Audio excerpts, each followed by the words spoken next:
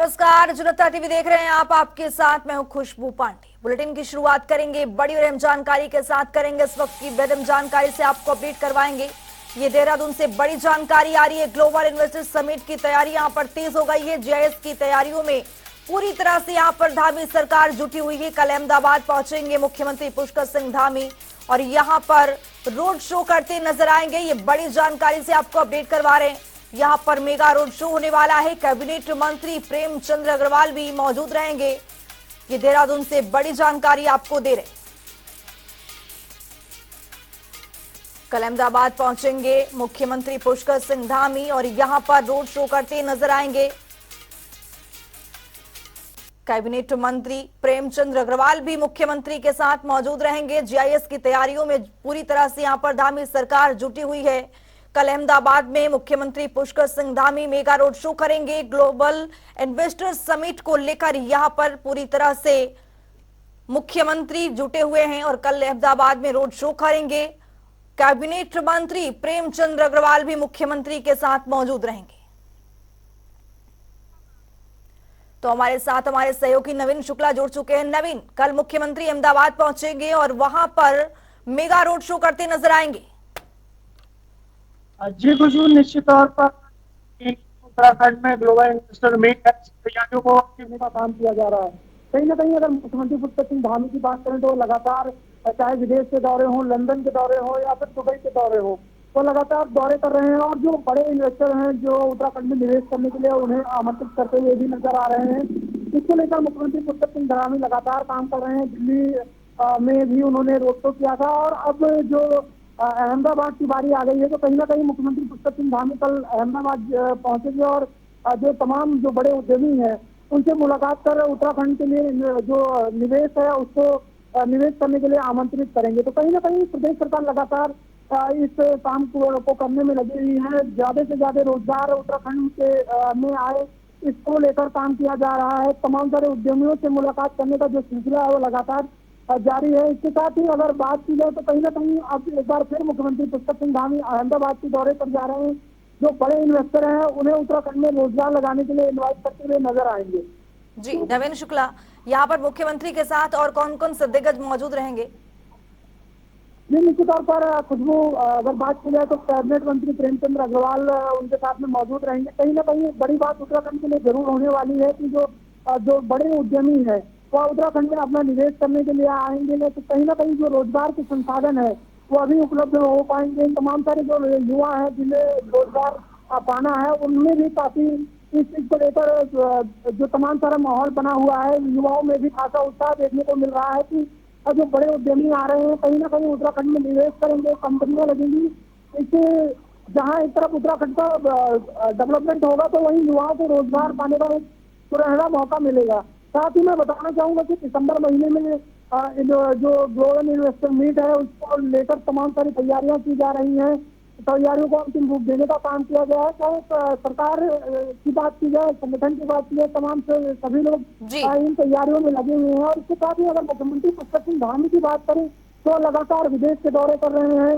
इसके साथ ही वो दुबई गए थे और अब अहमदाबाद वो जा रहे हैं। तो कहीं ना कहीं एक बड़ी बात जरूर हो रही है कि लगातार मुख्यमंत्री पुष्कर सिंह धामी रोजगार के क्षेत्र में काम करते हुए नजर आ रहे हैं। बड़े इन्वेस्टर जो बड़े उद्यमी हैं उन्हें इन्वाइट करते हुए नजर आ रहे हैं और कहीं ना कहीं जो यह इन्वेस्टर आएंगे उत्तराखंड में रोजगार के संसाधन भी उपलब्ध हो पाएंगे। जी, बहुत शुक्रिया नवीन शुक्ला तमाम जानकारी साझा करने के लिए। तो मुख्यमंत्री कल अहमदाबाद जाएंगे और वहां पर मेगा रोड शो करेंगे और मुख्यमंत्री के इस पहल से उम्मीद है कि प्रदेश वासियों को लाभ मिलेगा और युवाओं को भी यहां पर रोजगार के अवसर प्राप्त होंगे।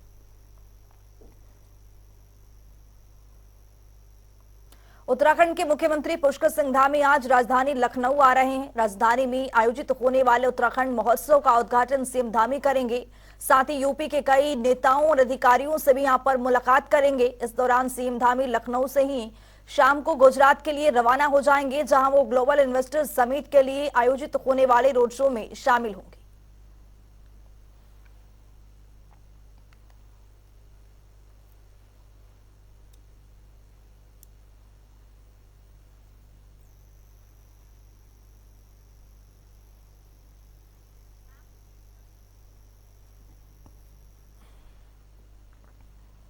तो 1 नवंबर को जीआईएस समिट का यहां पर आयोजन होना है, जिसको लेकर मुख्यमंत्री पुष्कर सिंह धामी काफी अलर्ट है, यहां पर सख्त है।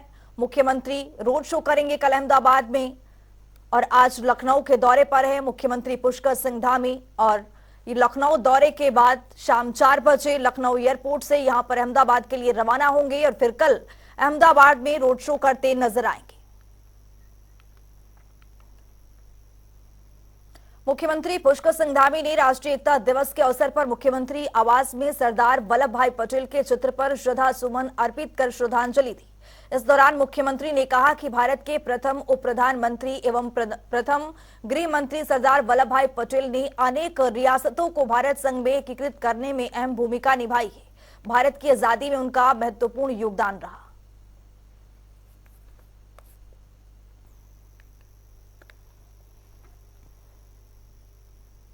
सरदार वल्लभ भाई पटेल के जन्म दिवस पर मेरी माटी मेरा देश अभियान के तहत अमृत कलश यात्रा का आयोजन किया जा रहा है। इस 2 दिवसीय कार्यक्रम को 31 अक्टूबर की शाम 5 बजे समापन हो जाएगा, जहां पीएम मोदी भी समापन कार्यक्रम में शामिल होंगे। वहीं प्रदेश भर से कलश में एकत्रित की गई मिट्टी में राजधानी दिल्ली पहुंचेगी। आपको बता दें कि मेरी माटी मेरा देश अभियान उन वीरों और वीरांगनाओं को एक श्रद्धांजलि है जिन्होंने देश के लिए सर्वोच्च बलिदान दिया है। माननीय प्रधानमंत्री श्री नरेंद्र मोदी जी के आह्वान पर हमने पूरे देश में आज़ादी के अमृत महोत्सव में पूरे महानगर से 14 मंडलों की हमने शहीद परिवारों के घर से जो है पावन मिट्टी और अक्षय एकत्र किया है, जो आज हम लोग जो हैं हमारे युवा मोर्चा के जो जिलाध्यक्ष हैं श्री वीरेंद्र बिष्ट जी, उनके हाथों से दिल्ली तक ये कलश जाएगा। और इस अमृत कलश यात्रा में चूँकि मैं एक सैनिक पुत्री हूँ और ये अभियान मेरे दिल के बहुत करीब भी था, तो हमने प्रत्येक शहीद परिवारों के घर से मिट्टी को एकत्र किया है। और जो अनुभव हम लोगों को उन परिवारों से मिलकर हुआ है, मैं उनको शब्दों में बयान नहीं कर सकती। सीएम पुष्कर सिंह धामी ने 30 अक्टूबर से 5 नवंबर 2023 तक चलने वाले सतर्कता सप्ताह के तहत भ्रष्टाचार का विरोध करें, राष्ट्र के प्रति समर्पित रहे कार्यक्रम का शुभारंभ किया है। इस दौरान सीएम धामी ने सतर्कता विभाग में 103 नए पद सृजित करने की घोषणा भी की है। इसके साथ ही उन्होंने अपने कार्यक्षेत्र में सराहनीय कार्य करने वाले सतर्कता विभाग के अधिकारियों और कर्मचारियों को सम्मानित किया है। वह इस दौरान सीएम ने कहा कि सतर्कता जागरूकता सप्ताह के दौरान भ्रष्टाचार मुक्त उत्तराखंड के लिए विभिन्न माध्यमों से जागरूकता अभियान चलाया जाएगा। साथ ही उन्होंने विजिलेंस विभाग के अधिकारियों को भ्रष्टाचार को रोकने के भी निर्देश दिए हैं। सतर्कता जागरूकता सप्ताह हर साल मनाया जाता है, ये 30 अक्टूबर से लेकर 7 दिन का। तो इस पे हम भ्रष्टाचार की विरुद्ध जो भी हमारे जनता हैं, जो भी सिविल सोसाइटी के हैं, सभी को एक जागरूकता पैदा करना है। और उस पे आज ने हमने सीएम साहब ने प्रतिज्ञा, सत्यनिष्ठा प्रतिज्ञा भी दिलाए सभी को। ये सभी नागरिक का भी बात है, मैं रिश्वत दूंगा ना लूंगा, और ना उसे सूचना आता तो मैं उचित एजेंसी को हम सूचना देंगे। तो सभी हमारा देश आगे बढ़ेगा। एक जो भ्रष्टाचार है वो रूल ऑफ लॉ का ऑब्स्टेकल है, विकास के बाधा है, तो इसके खिलाफ हम सबको लड़ना चाहिए। हमारी ये जो एंटी करप्शन हेल्पलाइन शुरू हुए लास्ट ईयर 1064 है, उस पर हमारा काफ़ी शिकायत आता है, तो उसे हम तुरंत से कार्रवाई करते हैं। जो भी भ्रष्टाचार के खिलाफ हमारे पास इंफॉर्मेशन आता है, ये कार्रवाई और आगे जारी रहेगा। उद्यान विभाग में हुए घोटाले को लेकर एक बार फिर कांग्रेस ने भाजपा सरकार पर निशाना साधा है। नेता प्रतिपक्ष यशपाल आर्य ने सबसे पहले कहा है कि जिस अधिकारी पर हिमाचल में अनेक जांच चल रही है, ऐसे अधिकारी को उत्तराखंड के एक महत्वपूर्ण पद पर बैठने का क्या मतलब है। साथ ही उन्होंने सरकार को घेरते हुए कहा है कि इसमें निदेशक समेत सरकार खुद लीन है। जी हाँ, हम बैठे हैं नेता प्रतिपक्ष यशपाल आर्य जी के आवास पर और उनसे बात करेंगे। उत्तराखंड में घोटालों की जो फहरिस्त है वो काफी लंबी होती जा रही है और इसी क्रम में जो आज नया घोटाला निकल के आया है वो है उद्यान विभाग का घोटाला, जिसमें सरकार की तरफ से कहा गया है कि जो भी घोटाला ये था पेड़ों से संबंधित, किसानों से संबंधित ये जो घोटाला था, ये कहीं ना कहीं इसकी जड़ें सरकार से जुड़ती हुई नजर आ रही हैं। तो इस संबंध में क्या कहना है नेता प्रतिपक्ष यशपाल आर्या जी का, उन्हीं से बात करेंगे। सर, स्वागत है जनता टीवी पे। जी, बहुत बहुत धन्यवाद आपका। सर, जिस तरीके से आज उद्यान विभाग में एक बड़ा घोटाला निकल के सामने आया है और इसमें कहीं ना कहीं इसकी जड़ें सरकार से भी जुड़ती हुई दिख रही हैं, तो क्या लगता है आपको किस तरीके का घोटाला है और किसकी कमी से ये सामने? देखिए, भारतीय जनता पार्टी सरकार ने सारी भ्रष्टाचार की हदें पार कर दी हैं और ये साफ जाहिर हो चुका है कि जो उद्यान विभाग के डायरेक्टर थे, निदेशक थे, उन्हें हिमाचल गवर्नमेंट ने उनके खिलाफ विजिलेंस इंक्वायरी, जी, बहुत सारी विजिलेंस इंक्वायरी भी और कई इनको जांच उनके खिलाफ चल रही है, आज भी चल रही है। और ऐसे अधिकारी को उत्तराखंड में महत्वपूर्ण पद पर आसीन करने का मायने क्या है, ये सवाल बहुत बड़ा सवाल है। और जिस तरह से हमने हाउस में भी इस बात को उठाना चाहा, नियमों के तहत उठाना चाहा, लेकिन हमें अवसर नहीं मिला, अवसर नहीं दिया गया। मैं आक्षेप नहीं लगा रहा हूं, अवसर नहीं मिला। लेकिन हमने कई प्रेस मीडिया के सामने भी हमने इस बात का जिक्र किया कि भाई उद्यान विभाग में बहुत बड़ा घालमेल है, बहुत बड़ा भ्रष्टाचार है और इस पर जांच होनी चाहिए। अब माननीय उच्च न्यायालय ने संज्ञान लिया है और जाहिर हो चुका है कि उद्यान विभाग के निदेशक जितना बड़ा भ्रष्टाचार कर रहे थे, सैकड़ों करोड़ का घोटाला है, सैकड़ों करोड़ का, और उसमें उद्यान विभाग के निदेशक ही संलिप्त नहीं है। इसमें जो नाम जाहिर हो रहे हैं, इससे साफ जाहिर होता है कि इसमें सरकार का पूरा उस पर वरदहस्त था और ये मिली भगत थी, जिसकी वजह से इतना बड़ा भ्रष्टाचार और वो कर पाए।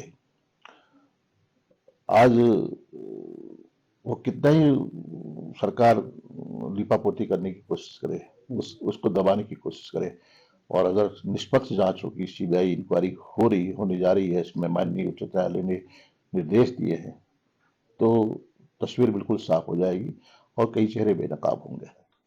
बहुत बहुत धन्यवाद। तो ये थे हमारे साथ नेता प्रतिपक्ष यशपाल आर्या जी, जिन्होंने साफ तौर पर सरकार को घेरने का काम किया और उद्यान विभाग घोटाले को लेकर सीधे सीधे सरकार पर आरोप लगाए हैं। मैं जनता टीवी के लिए संजय प्रसाद, हल्द्वानी से। 24 के चुनाव को लेकर सभी राजनीतिक पार्टियां अपनी अपनी तैयारियों में जुटी है। इसी कड़ी में राज्यसभा सांसद नरेश बंसल ने प्रदेश सरकार की जमकर सराहना की है। उन्होंने कहा है कि प्रधानमंत्री नरेंद्र मोदी ने पिथौरागढ़ में बड़ी रैली की है, जिसमें उन्होंने 4200 करोड़ की योजनाओं का शिलान्यास किया है। केंद्र सरकार का राज्य के विकास में अहम योगदान है। पीएम मोदी के सपने को सीएम धामी पूरा कर रहे हैं।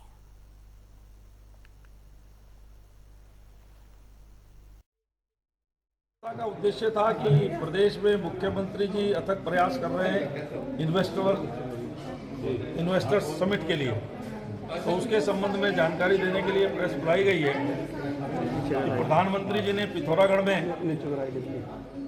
12 अक्टूबर को आए, व्यू पॉइंट से उन्होंने आदि कैलाश के पवित्र दर्शन किए, जागेश्वर धाम गए, सीमांत के गांव गुंजी में गए, वहाँ के नागरिकों के साथ वार्ता की, उनका भी मनोबल बढ़ा।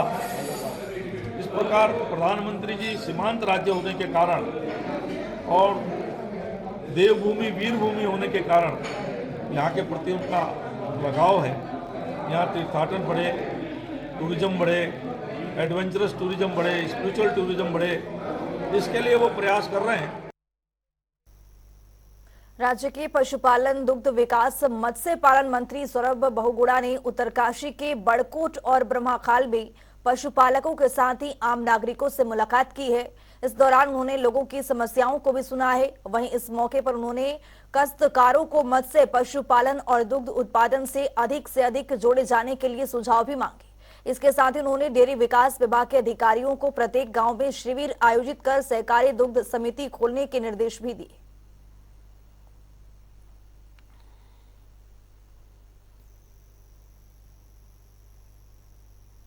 हल्द्वानी में छात्र संघ चुनाव नजदीकी आते ही महाविद्यालयों में चुनाव गतिविधियां तेज हो गई हैं। आपको बता दें कि एबीवीपी के प्रत्याशी सूरज सिंह रमोला और एबीवीपी के प्रत्याशी गौरव कंडपाल ने संयुक्त रूप से जुलूस निकालकर शक्ति प्रदर्शन किया है। इसके अलावा निर्दलीय प्रत्याशी संजय सिंह ने भी जुलूस निकालकर दमखम दिखाया है।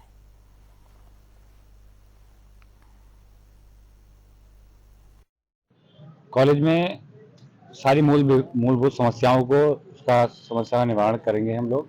और विद्यार्थी परिषद विभिन्न मुद्दों को लेकर कल मैनिफेस्टो भी हमने जारी किया है और उसको उस पर पूरे से पूरा खरा उतरने की कोशिश करेंगे। मैनिफेस्टो में डिजिटल लाइब्रेरी को लेकर और जो नई एनईपी की पुस्तकों के दोनों माध्यम, हिंदी और इंग्लिश माध्यम से, और मूलभूत समस्याएं बिजली, पानी और दूसरा फर्नीचर को लेकर हम लोग मैदान में उतरेंगे। और गर्ल्स कॉमन रूम, ऐसे विभिन्न मुद्दे हैं जिनको हम पूरा करने की पूरी कोशिश करेंगे। आज जो हमारा था अखिल भारतीय विद्यार्थी परिषद के कार्यकर्ताओं और समस्त छात्र छात्राओं द्वारा एक शक्ति प्रदर्शन का आयोजन किया गया, जो कि संगम बैंकेट हॉल नवाबी रोड से कॉलेज के अंदर तक जो हमने एक शक्ति प्रदर्शन दिखाया। और पूरे छात्र छात्राओं में जो छात्र छात्राएं उसमें थी, और उसका एक शक्ति प्रदर्शन ऐसा था कि पूरे उनके अंदर एक ऐसा जोश मैंने शायद पिछले चुनाव में भी नहीं देखा। इस चुनाव में हम जो सूरज रमोला और जो मेरे प्रति जो छात्र छात्राओं ने जो अपना जोश दिखाया, उसके लिए हम बहुत ही खुश हैं। और आगे भी और हमेशा हम छात्र छात्राओं के लिए और अखिल भारतीय हमारा संगठन अखिल भारतीय विद्यार्थी परिषद हमेशा छात्र छात्राओं के लिए खड़ा रहेगा। अग्निशमन विभाग ऐसा विभाग है जहां कर्मचारियों को किसी प्राकृतिक आपदा, विनाश और अग्नि आदि से पैदा किसी प्रकार की आपातकालीन स्थिति से निपटने के लिए विभिन्न क्षेत्रों में प्रशिक्षण प्रदान किया जाता है। आए दिन अग्निशमन विभाग भी भूमिका बढ़ते ही जारी रही है। वहीं अग्निशमन विभाग के सीएफओ वीबी यादव से हमारे संवाददाता यशराज आनंद ने खास बातचीत की है। आइए आपको सुनवाते हैं।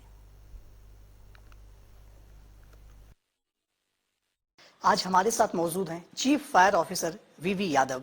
सबसे पहली बात, फायर डिपार्टमेंट जो होता है वह किसी भी शहर या देश या राज्य की रीढ़ होती है। चूंकि अग्नि को जो आग जो लगती है, इस घटना पर काबू पाने का काम फायर ब्रिगेड के द्वारा किया जाता है। और फायर ब्रिगेड का देश और राज्य के रक्षा में, चाहे वो वन डिपार्टमेंट ले, वहां पर भी रक्षा में आगजनी की घटना से रोकने में सबसे अहम योगदान होता है। तो इसी मौके पर हमारे साथ बातचीत करने को मौजूद हैं वीवी यादव। सबसे पहले सर तो आपका हमारे चैनल पर बहुत बहुत धन्यवाद सर, आपने आए। धन्यवाद। मेरा पहला प्रश्न आपसे है कि अग्निशमन का वो किस तरीके से ये काम करती है, इसके विषय में थोड़ा सा आप जनता को बताएं। देखिए, अग्निशमन सेवा क्योंकि जैसा कि नाम ही है आपातकालीन सेवा है, तो हम लोग एक हमारा कंट्रोल रूम होता है जो 24/7 जो है उसमें ड्यूटी रहती है। तो कभी भी कहीं से भी जो सूचना आती है वो नोट करता है, और नोट करने के बाद 2 मिनट के अंदर जो सूचना नोट हुई और 2 मिनट के अंदर हमारी जो है व्हीकल, जो फायर टेंडर बोला जाता है, वो घटनास्थल के लिए निकल जाता है। सर मेरा दूसरा प्रश्न है आपसे कि अग्निशमन डिपार्टमेंट में चूंकि ये इसका बहुत अहम रोल होता है, चाहे वीआईपी मूवमेंट की बात की जाए या कहीं भी आगजनी की बात की जाए, तो वहां पर इसको भेजा जाता है। तो किस प्रकार से आप दोनों के बीच सामंजस्य स्थापित कर पाते हैं? यदि वीआईपी मूवमेंट में आपको लगा दिया गया है तो दूसरे जगह आप किस प्रकार से काम करते हैं सर? देखिए, जहाँ तक वीआईपी मूवमेंट के वक्त ड्यूटी करने का काम दायित्व है, तो जो सुरक्षा का जो घेरा होता है या सिक्योरिटी रिंग जिसको बोलते हैं, वो बगैर अग्निशमन सेवा के पूरा नहीं होता है। तो जब भी कभी वीआईपी ड्यूटी रहती है तो हम लोग इस किसी और घटना के लिए तैयारी की हालत में रहते हैं और रिजर्व यूनिटें रखी जाती हैं।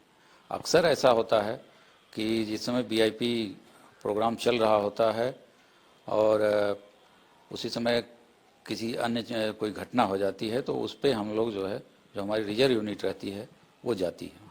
सर जैसे अगर बात की जाए अन्य पुलिस बलों की, और आप भी एक पुलिस बल हैं, तो सर क्या आपको लगता है कि आपके डिपार्टमेंट में कुछ कर्मचारियों की कभी कमी रहती है या इक्विपमेंट्स की कमी है? क्योंकि अक्सर देखा गया है कि इक्विपमेंट का अभाव रहता है आपके डिपार्टमेंट में। हाँ, कर्मचारियों की कमी है, लेकिन रिक्रूटमेंट हो चुका है और उनकी ट्रेनिंग चल रही है। तो अगले वर्ष जनवरी से जो है अपना हमारा आने वाला वर्ष है, उसमें ये हमारी कमी पूरी हो जाएगी।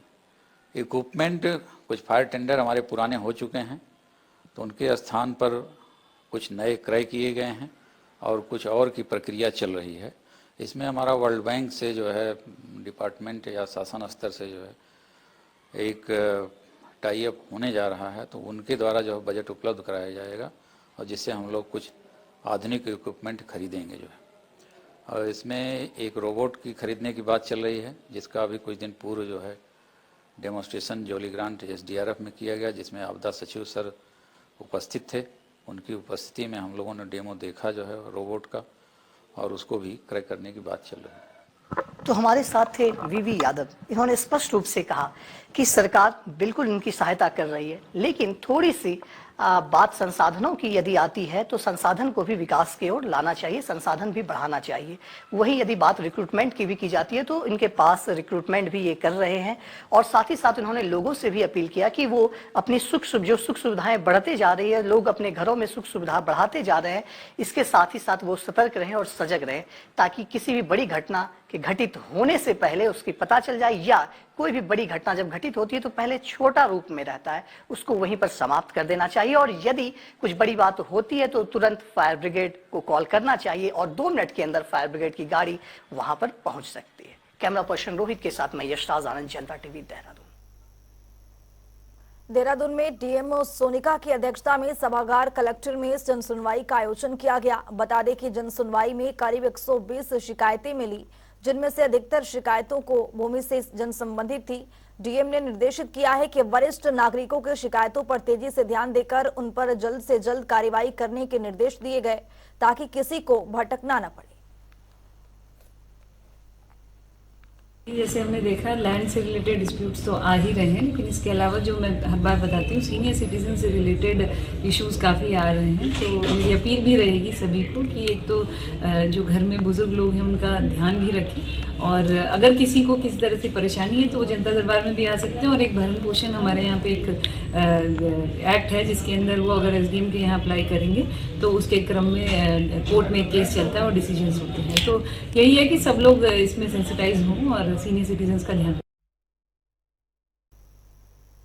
DVPG कॉलेज की जर्जर दीवार गिरने से युवती की मौत के मामले कॉलेज के प्राचार्य ने अपना इस्तीफा दिया है। दरअसल युवती की मौत के बाद कॉलेज में काफी हंगामा हुआ था, साथ ही छात्रों ने धरने पर बैठकर प्राचार्य के इस्तीफे की भी यहां पर मांग की थी।